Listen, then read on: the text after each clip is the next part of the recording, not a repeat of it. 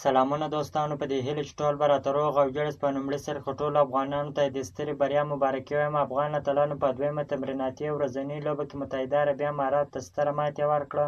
د افغانستان کرکټ ملي لوبډلې د متحده عربي اماراتو پر وړاندې په دویمه تمریناتي ورځنۍ لوبه کې متحده عربي اماراتو لوبډلې ته ماتې ورکړله. په دغه لوبه کې افغان لوبډلمشر د لوبې ټاس وګټي، په خپله د بیټینګ پرېکړه وکړله. په ټاکل شویو 500 اورونو کې د 7 لوبغاړو په سوځېدو سره 249 منډې جوړې کړلې.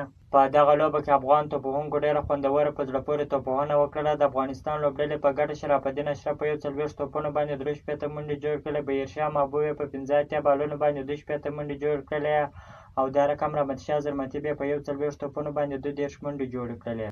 د 250 منډو هدف په تعقیب کې متحده عربي اماراتو یو ځل بیا ډېره خرابه توپوهنه وکړله. په 42.2 اورونو کې د ټولو لوبغاړو په سوځېدو سره 154 منډې جوړې کړلې، چې په 95 منډو په توپیر ستره ماتې وخوړله. په دغه لوبه کې افغان توپ اچوونکو یو ځل بیا ډېره زبردسته توپ اچونه وکړله. فرید احمد ملک 3 لوبغاړي وسوځول، داسې شرف الدین هم 3 لوبغاړي وسوځول، ضیاء الرحمن اکبر هم 3 لوبغاړي وسوځول، خو قیس احمد بیا 1 لوبغاړي وسوځوي.